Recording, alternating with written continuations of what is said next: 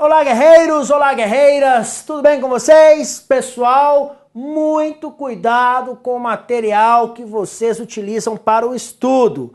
Nós precisamos ter um material focado, um material enxuto, um material destinado a fazer com que você acerte as questões.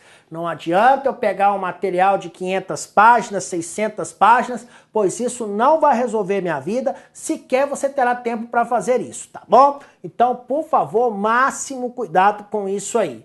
Professor, quero falar com o senhor. Gente, eu estou à sua disposição lá no fórum, caso você queira falar comigo, e também nas redes sociais. Eu estou lá no Instagram, no Face, professor Eduardo Galante. Beleza? Vamos seguir em frente? Então, na nossa aula anterior, eu comecei a falar com vocês sobre o procedimento disciplinar, não é isso? Aí eu falei sobre a sindicância, falei sobre o processo administrativo, trouxe diversas características e nós daremos então sequência a esse assunto. Vamos lá? Simbora em cima das informações. Venham comigo, professor Eduardo Galante. Nós estamos na aula 10. Nós estamos estudando a Lei Orgânica da Polícia Civil do Estado de São Paulo. Gente, dando sequência aqui, não esqueçam do procedimento disciplinar. E aqui agora eu quero apenas fazer uma revisão com você bem rápida. Qual é a primeira coisa que eu não posso esquecer? A apuração das infrações. Eu vou fazer mediante sindicância ou mediante processo administrativo?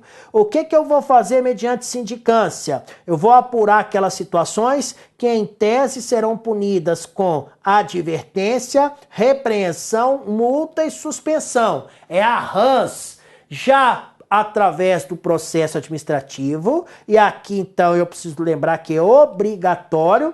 Então, se a falta cometida pelo policial foi uma falta que em tese será punida com demissão, demissão a bem do serviço público ou cassação de aposentadoria ou disponibilidade, eu só poderei fazer isso mediante processo administrativo.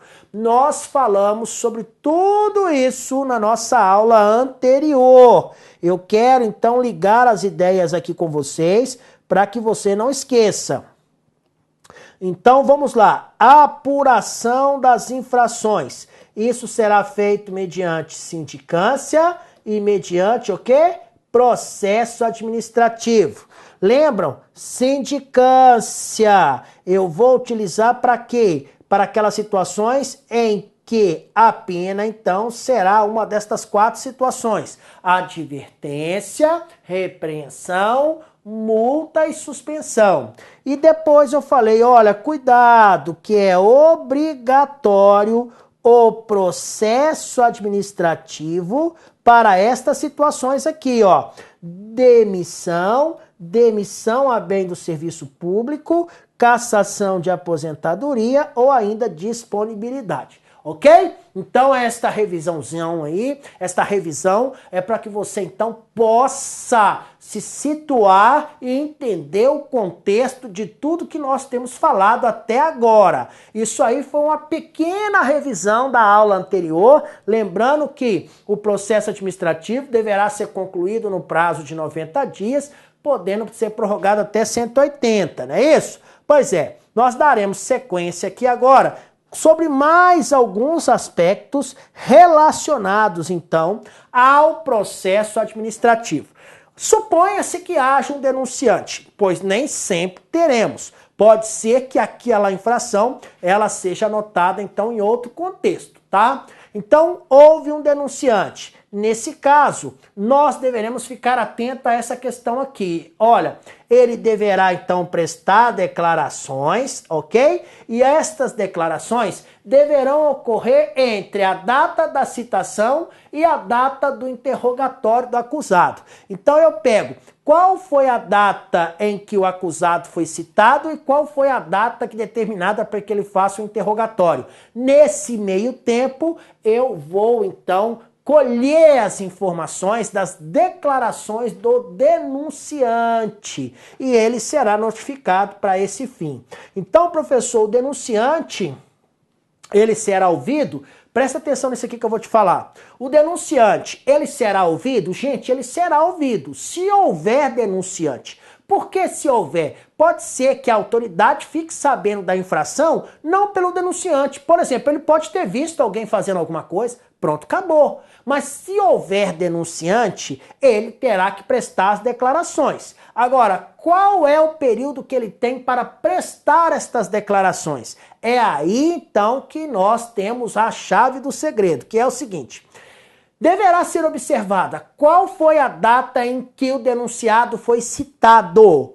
Qual foi a data que foi determinada para ele, então, ser interrogado? Ah, o denunciante foi citado no dia 10 e ele vai ser interrogado no dia 20. Então, o denunciante tem que ser ouvido entre 10 e 20, entre a citação até o interrogatório do acusado. Ele tem que ser ouvido nesse período aqui. Ele será notificado para isso, tá bom? Olho vivo, ok? Olha, a oitiva do denunciante. Gente, a oitiva do denunciante, ela vai ser acompanhada? Sim. Pelo acusado? Não. O acusado não vai participar. Quem vai acompanhar então, professor, a oitiva do denunciante? O advogado do acusado, gente. O advogado do acusado, então, tá? Ele vai acompanhar. Esse advogado pode ser próprio, ou seja, no caso o acusado contratou, ou pode ser um advogado dativo, seja aquele que então oferecido aí pelo Estado, tá bom? Bem, o que eu quero que você guarde para a prova: oitiva do denunciante vai ser acompanhada pelo advogado, pelo acusado não. Cuidado com isso. Guarda isso aqui para a nossa prova, ó. O acusado, gente, ele não assistirá à inquirição do denunciante. Ele não vai fazer isso. A ideia é justamente evitar, gente, tá? Que haja ali qualquer constrangimento ou qualquer mesmo ali, né, alguma sensação ali de opressão, de também ali de qualquer coisa que possa intervir nessa questão, tá bem? Agora, antes, porém, de ser interrogado, gente, poderá ter ciência das declarações que ele houver prestado. Então, o denunciado, antes de ser interrogado, ele pode ler e ver o que foi falado pelo denunciante. Ah, pode, professor? Pode? Claro que pode, gente. Isso é uma coisa óbvia. Justamente para quê? Na hora que ele for interrogado, ele inclusive já ter ali mais ou menos uma ideia do que será perguntado, do que foi falado, coisas do tipo, tá bom? Então, muito cuidado com isso aí. Muito cuidado mesmo. Justamente por quê? Porque, gente, nós temos, durante a questão aí da prova, uma atenção redobrada contra esses aspectos. Aspectos que podem ser pequenininhos, mas que fazem grande diferença na hora da nossa prova.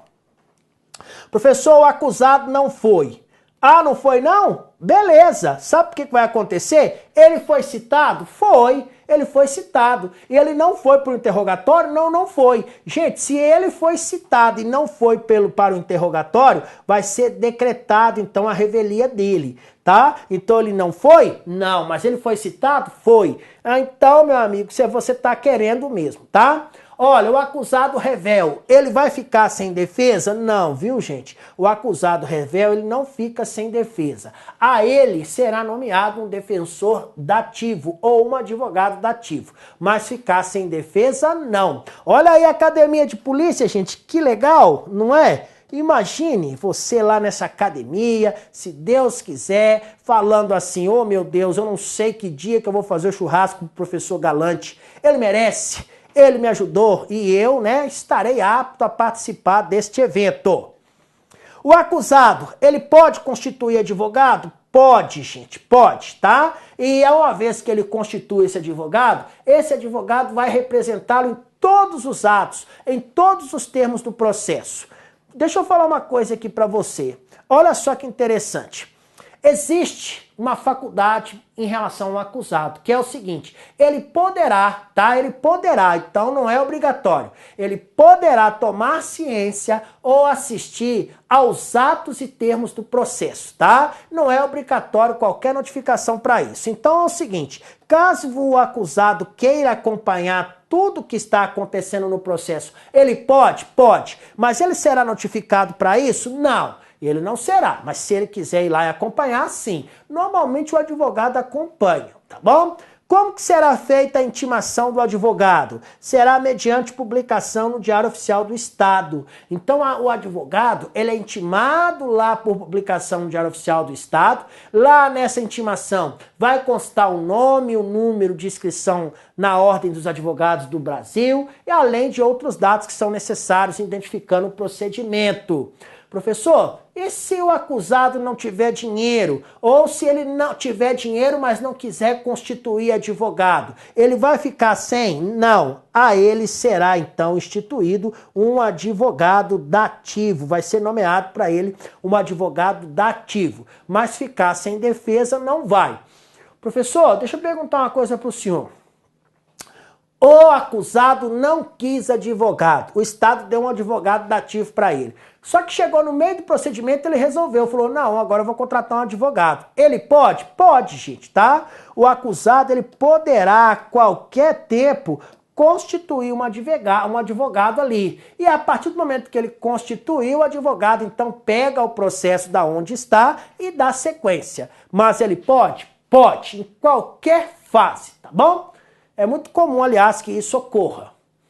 Professor, comparecendo ou não o acusado para o interrogatório. Imagina, ele vá para o interrogatório ou ele não vá. Independentemente dele ir ou não, gente, e a partir desse momento ele terá 3 dias para pedir a produção de provas ou para apresentá-las, tá bom? Então, a partir do interrogatório, serão contados 3 dias.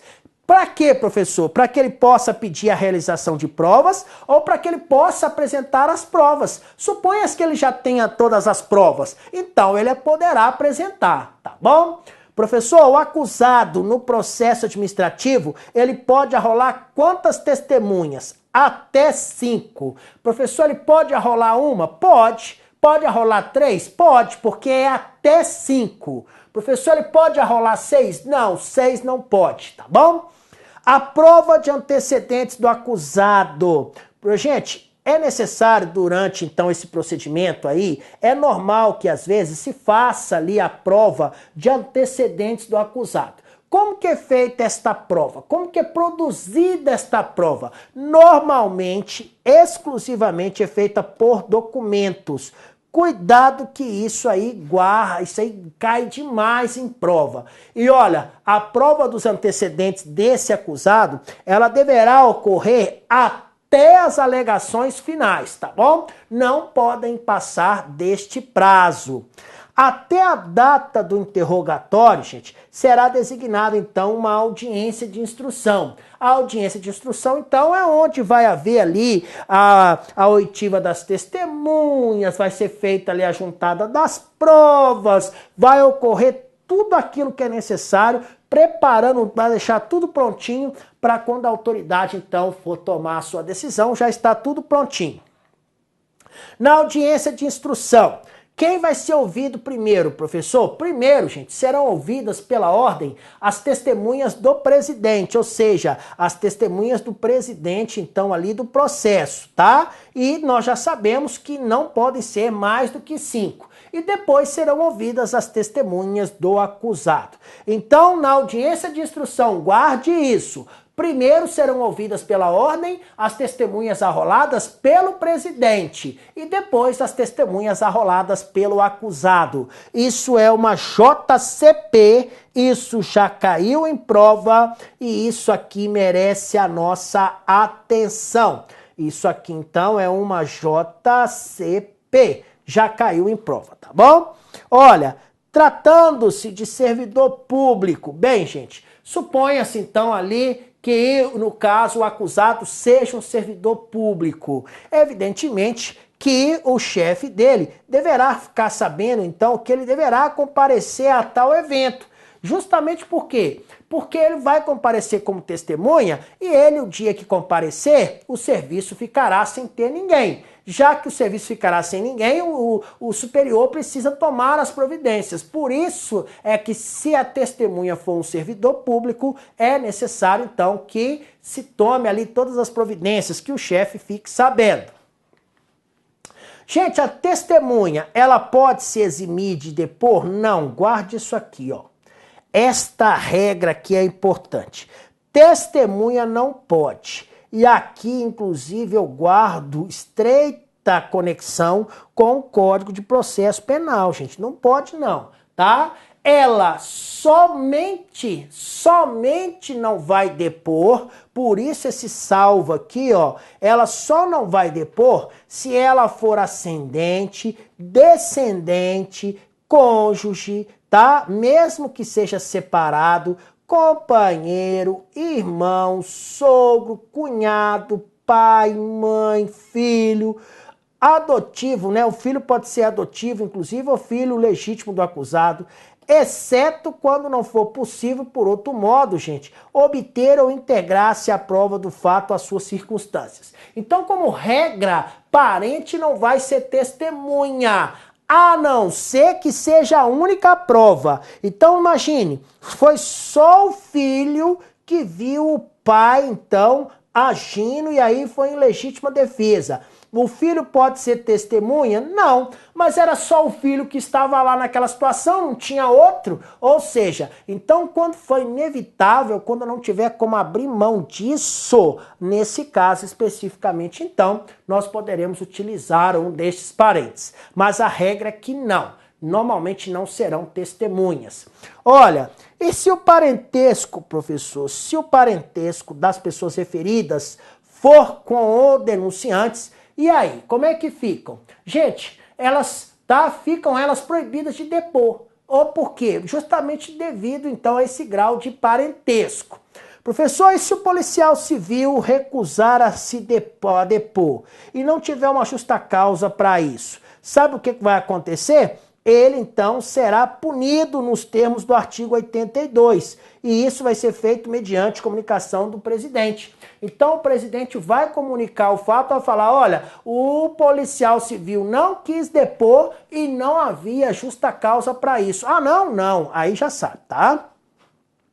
Olha, o policial, gente, o policial civil, então, que tiver que depor como testemunha fora da sede do seu exercício. Imagina, o policial civil está lá, vamos escolher uma cidade aí. Olha, ele está lá em Bauru e ele foi convocado para ser testemunha lá em São Paulo, capital. E aí, ele tem que ir? Tem. E mais, nesse caso, como ele vai ser testemunha, ele terá direito, então, a receber um valor correspondente ao transporte e também à diária, porque ele vai se deslocar, então, tá bom?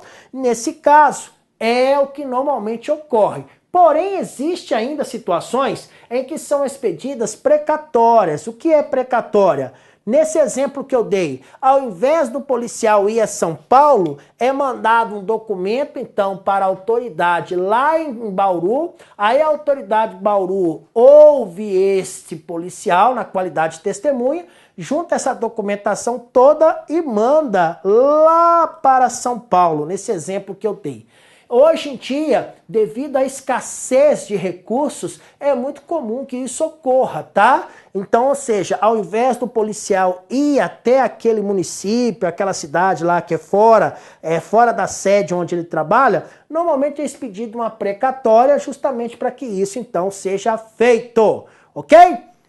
Gente, existem algumas pessoas que são proibidas de depor. Aqui, novamente, eu vou importar as ideias lá do Código de Processo Penal, tá? Então, são proibidas de depor, normalmente algumas pessoas, e isso é determinado em relação à função, ao ministério, ao ofício,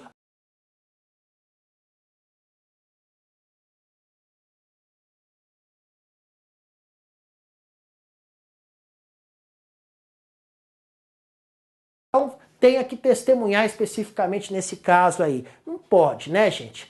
A não ser A única exceção está aqui, ó. Salvo se desobrigadas pela parte interessada e quiserem dar o seu testemunho. Se quiser dar, tudo bem. Mas se tiverem por algum motivo que guardar segredo em relação à sua função, ministério, ofício ou profissão, então nesse caso não poderão depor. Professor, e se a testemunha morar numa comarca diversa? Olha, ela poderá ser ouvida por uma autoridade lá na comarca, ou seja, lá no local onde ela tem residência. Nesse caso, o que vai acontecer? Eu vou expedir uma carta precatória, no caso a autoridade, o delegado da cidade lá manda então a carta precatória lá para a cidade onde ela mora e lá então o delegado recebe e vai lá e fala com ela. Então, por exemplo, um evento na São Paulo capital. A testemunha mora em Catanduva. Beleza, o delegado de São Paulo manda uma precatória para o delegado de Catanduva, o delegado de Catanduva vai lá, ouve essa testemunha, porque ela mora lá em Catanduva, pega essa documentação e devolve para São Paulo, tá bom? Olha, existem algumas informações que não podem faltar da precatória, não pode. Então, o que não pode faltar da precatória? Normalmente é aquilo que se está imputando à pessoa e mais, quais são todos aqueles esclarecimentos necessários.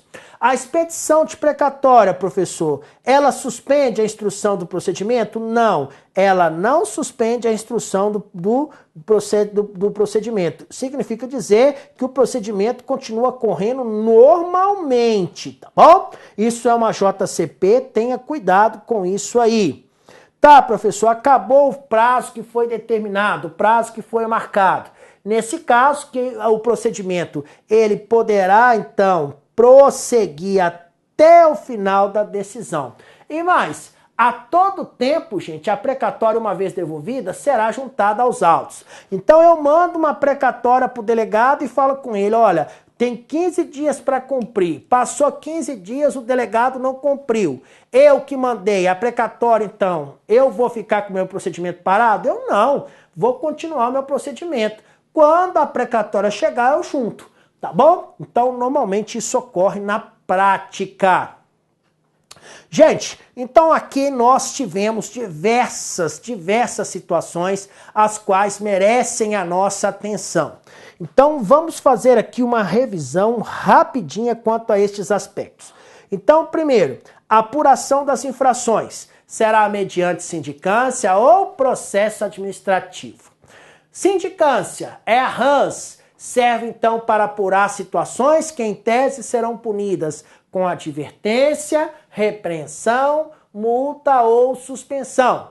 Lembrando que para o processo administrativo, então é obrigatório utilizar o processo administrativo para aquelas situações em que em tese sejam punidas com demissão, demissão a bem do serviço público e cassação de aposentadoria ou disponibilidade. Depois, eu trouxe aqui para vocês alguns aspectos técnicos do processo administrativo. Eu trouxe para vocês situações que irão ocorrer durante o processo. Então, para que vocês entendam a sistemática de funcionamento, ou seja, como que o processo então ocorre. Bem, lembra que eu falei, olha, se tiver denunciante, ele tem que ser ouvido quando? Ele tem que ser ouvido entre a data de citação e a data do interrogatório. Então, nesse período aqui, ó, entre a citação e o interrogatório, o denunciante vai ter que prestar as declarações aqui, tá bom? Olha, professor, a oitiva do denunciante, ela vai ser acompanhada pelo acusado? Não, vai ser acompanhada pelo advogado dele. Então quer dizer, professor, que o advogado não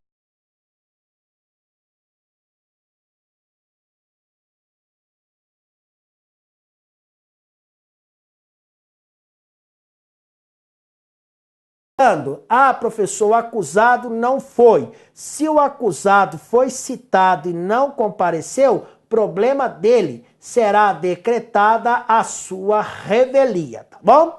Professor, e o acusado revel vai ficar sem defesa? Não.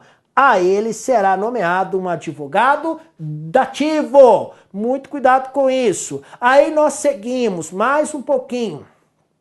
O acusado, ele pode constituir advogado? Gente, não só pode, como eu recomendo, viu? Porque é bom que ele tenha alguém que conheça o procedimento técnico para ajudá-lo. Professor, deixa eu perguntar uma coisa aqui. O acusado, ele pode tomar ciência de tudo que já ocorreu no processo? Tudo. Mas ele será notificado para isso? Não, mas se ele quiser, pode. Tá? Como é que vai ser feita a intimação do advogado, professor? O advogado, gente, ele será intimado, tá? Mediante publicação no Diário Oficial do Estado. Professor, o acusado não tem dinheiro ou ele não quer constituir advogado. Ok, a ele será oferecido o quê? Um advogado dativo. O acusado, professor, depois que ele recebeu o advogado dativo, ele resolveu então, ele decidiu que ele queria constituir um advogado. Ele pode? Ele pode. Então, ali no caso, fazer o quê? Ele pode a qualquer tempo constituir um advogado. Aí nós avançamos. Ah, professor, imagina a seguinte situação. Qual é o prazo? O prazo, então, que o acusado tem para requerer a produção das provas ou apresentá-las? 3 dias. 3 dias após o interrogatório para, então, fazer o quê? Pedir a produção das provas ou para apresentá-las. O acusado, professor, o acusado pode ter quantas testemunhas? 5 testemunhas, até 5. Professor, como é que é feita a prova de antecedentes do acusado? Exclusivamente por documentos. Professor, até a data do interrogatório, eu vou ficar sabendo ali, será designada a audiência de instrução? Sim, eu ficarei sabendo desta data. Lembrando que na audiência de instrução serão ouvidas primeiro as testemunhas arroladas pelo presidente e depois pelo acusado, viu? Ah, professor, a testemunha é servidor público, o chefe imediato tem que ficar sabendo? Tem. Para quê? Para substituí-lo. Testemunha, professor, pode deixar de depor? Não. A única exceção é se for parente. Professor, mas se não tiver outra, foi só o parente que viu. Aí tudo bem, poderá, tá? Ah, professor, deixa eu perguntar uma coisa aqui. Suponha-se que o policial civil não queira depor. Se o policial civil não quer depor, qual o motivo? Não tem motivo, professor. Ok, vai ser punido por isso, tá? Nos termos do artigo 82. Professor, o policial civil, ele mora fora da sede do exercício. Lá da onde tem lá onde ele foi chamado, então. Ele mora fora da onde foi chamado para ser testemunha. Nesse caso, ele para ir nesse local, ele vai receber alguma coisa? Sim, tá? Transporte de áreas. Apesar que ele pode também responder a questão mediante o quê? Carta precatória. Olha, tem pessoas que não podem ser o quê? Testemunhas, não vão depor. Mas por quê, professor? Porque são obrigadas a guardar segredo.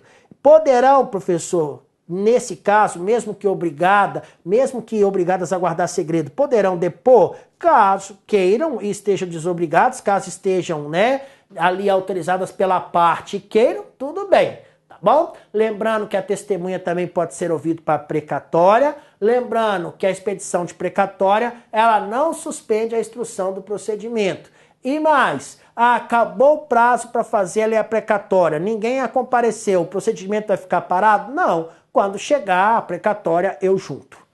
Então aqui nós tivemos acesso a mais informações sobre esse processo administrativo e eu tenho certeza que você condensou todas essas ideias e com isso nós somos fortes para a nossa prova. Vou ficando por aqui, um grande beijo no coração de vocês, fiquem com Deus, até a nossa próxima aula, gente. Tchau, tchau.